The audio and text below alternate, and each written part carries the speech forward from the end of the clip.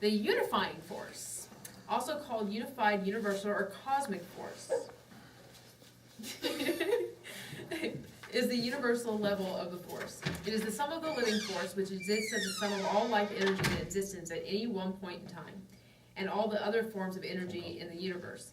Since forms of energy change from one to another with extreme ease, it seems logical that all forms are connected in some way, and this is the unifying force, life energy as it fits alongside all other energies.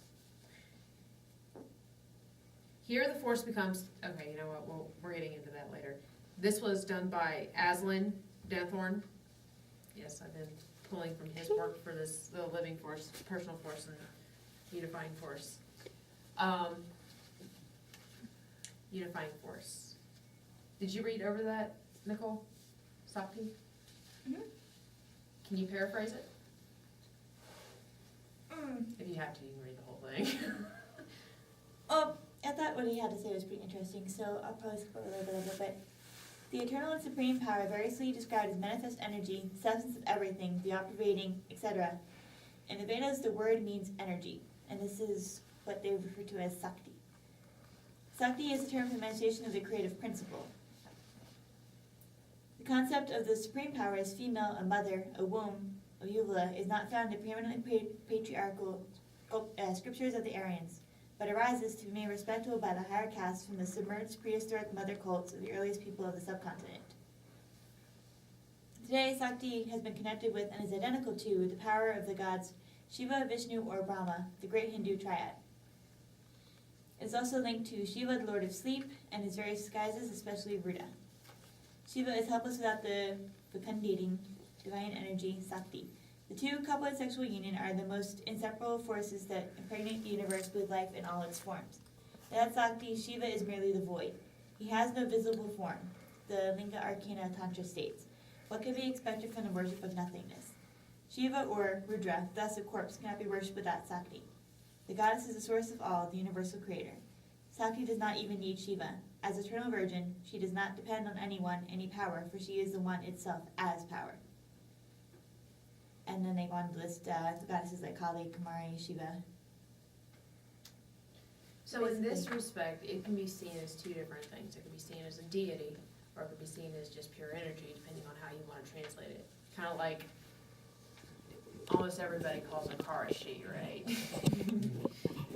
But it's still an object. Unless it's a standard. Same with boats. No, I'm straight up serious. I know I you're understand. serious. I know, but it was something. That's that was awesome, funny, but it can be seen as the same thing because life is given to us by females. Well, sort of. Okay. There's With some the help. assistance of a male, but it is usually Eventually, given, clothing will make attributed. males unnecessary. Okay, I think I know what you're getting to say, and I think I know how to say it so everybody can, there's no like room for Let her argument. say it then, Hold on. No. You sure? She has a better way of saying it. Okay. By all means, say it because I was Life lost. originates from the woman. Plain and simple. Where are we created? In the womb. Where do we sit for 9 months in a gestation period? In the womb. Where do we get all of our nutrients for the first 9-10 months of our existence?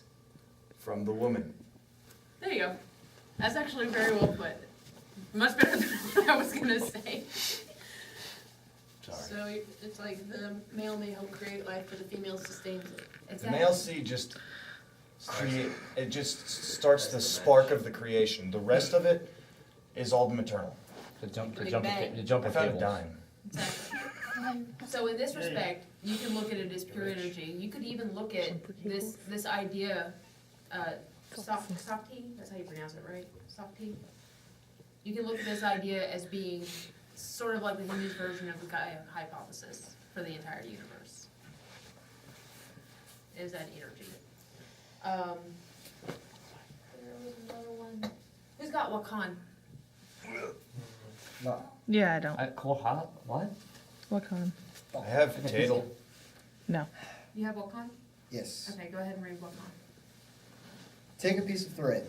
You've probably noticed that in order for the thread to be strong enough to bind anything, it contains more than one strand of string. Given each of these strands a name, for example, Spiffy, Catherine, Crystal, or Artemis, Every strand now represents a personified spirit, but is part of the whole called thread. They are one and yet separate entities. Wakan has the same basic concept. It is one all-encompassing spirit which has separate personalities, if you will. Meaning, you and I are two separate people, personalities, egos, etc., yet we are the same entity. In the movies, the Force is portrayed as having a good side, light, and an evil side, dark. Wakan makes up for this perception by having Wakanapi, I'm guessing. Yes. Wakanapi are, for lack of better terms, the angels and demons of the... Is that Yumova? No, it's the S. Oh, Suyan. Suyan, Suyan world and interesting twist is that they were never born and they are immortal. They are said to control everything that happens on earth, to include everything man does.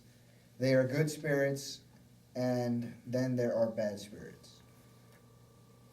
So this would be the collection.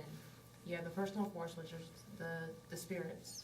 Then you have the collection of them, which is the living force. And then the unifying force is Wakan as a whole, which is from the Sioux tribe. That's what they believe. And that's the closest term that they can come up with.